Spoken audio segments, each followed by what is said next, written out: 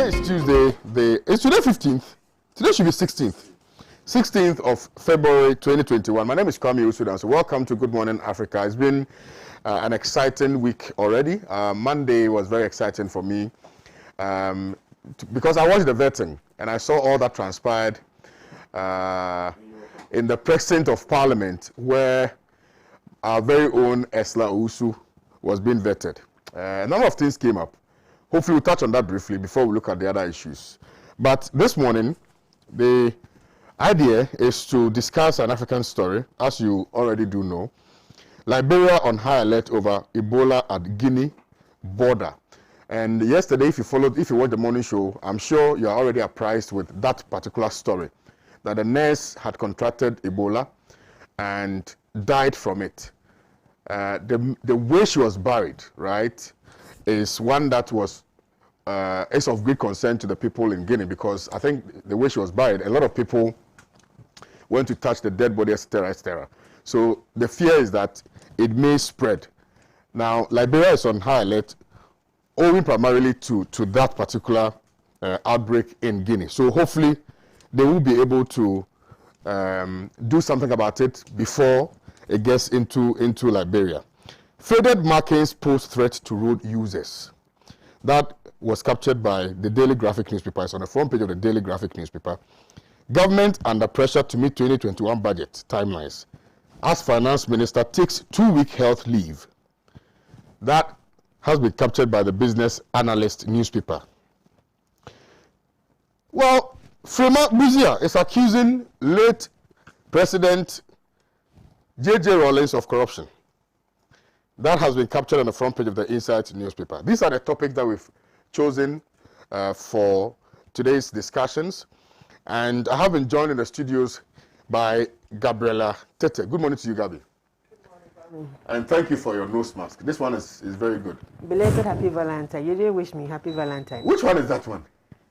The one that you send messages to people you like. Oh, that one. How did they come about? I mean, I've been have struggling no idea. Because I'm told that it emanated from sacrifices. Really? I don't know. From sacrifice, from people being sacrificed on the 14th of February. And then later, there were some rituals later, it transmogrified to become, some love things. But the underlying fact is that it is It's like a revolution that brought in a democracy. Sometimes evil can transform into good. So, who said revolution? But who said good? Democracy is We're good? Not talking about that one. We're talking about Valentine. But who says democracy is good? Oh, the right democracy is good. Now you are qualifying it. So the right Valentine is good. So you texting me is not the right Valentine. Gabriela Tete. The same for you too. Sarah. Oh, Yeah, that's for this How one. far? Yeah, Charlie. Hey, where I'm hearing your name. Where are you hearing it? Where are you hearing my Where I'm hearing your name. on radio or TV? Where? The corner that I'm hearing your name. This MPP administration there, Ebeko Yepa. Amen. Well, let's pray. Ebeko Ye. Amen. Let's Amen. pray. Let's pray. If they don't give you, if they don't give you the thing, then it means Charlie. Nanado Timiadi. It means Nanado Timiadi. You see the way I'm talking like the president. Let's pray. It means that Nanado Timiadi Papa. Let's pray.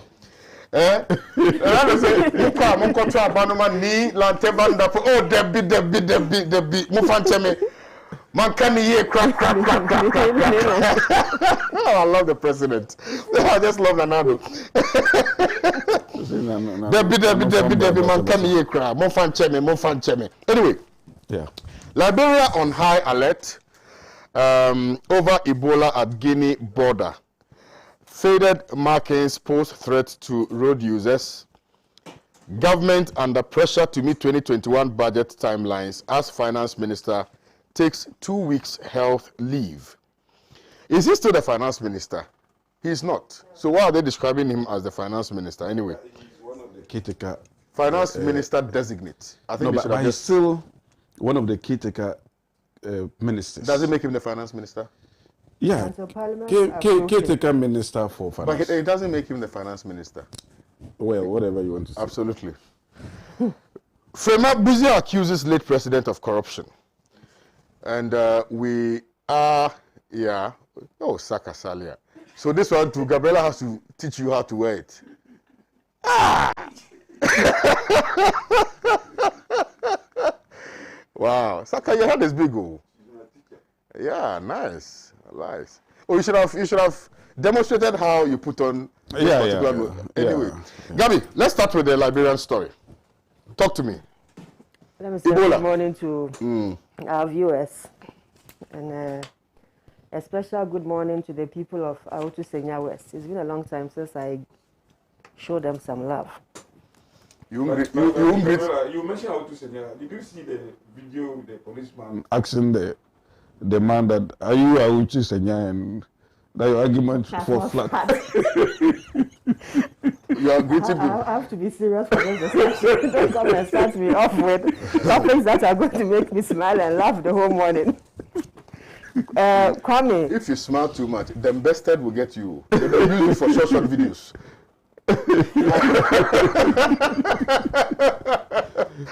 Anyway. Liberia and Ebola. As you mentioned in your introduction, I think there was this community health nurse who contracted Ebola, and then I think there were 6 others who came into contact with her. 2 of them have died, and 4 are hospitalized. In addition to her, so that makes 3 deaths, 4 hospitalized. Guinea, the initial case actually came from Guinea. So we know that Guinea already has so it was Liberia and Sierra Leone that had the first onslaught of Ebola 2014-2015. Over the period, countries around these 2 also have had some experiences with the virus and the disease, and over time have built some experience in the management of Ebola.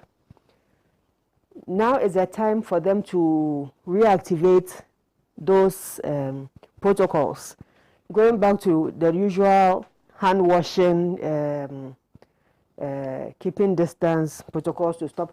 Now, Ebola as a disease, you know, when it first started, the symptoms is a bit similar to that of COVID, because they are all in the same category of corona viruses.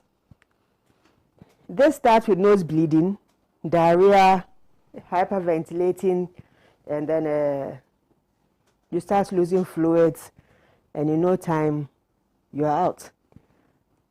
It was one of the most drastic health emergencies within the sub-region in this past decade.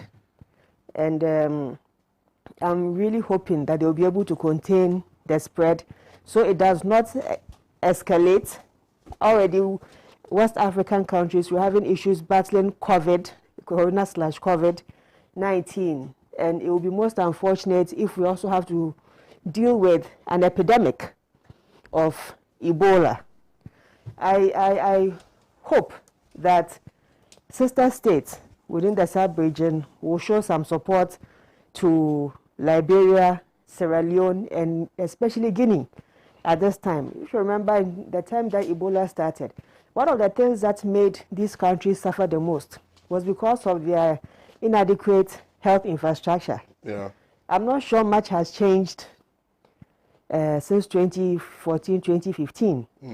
So I'll humbly plead that other sister nations keep an eye on these countries and contain it within these countries, and not have a situation where it is transferred across borders.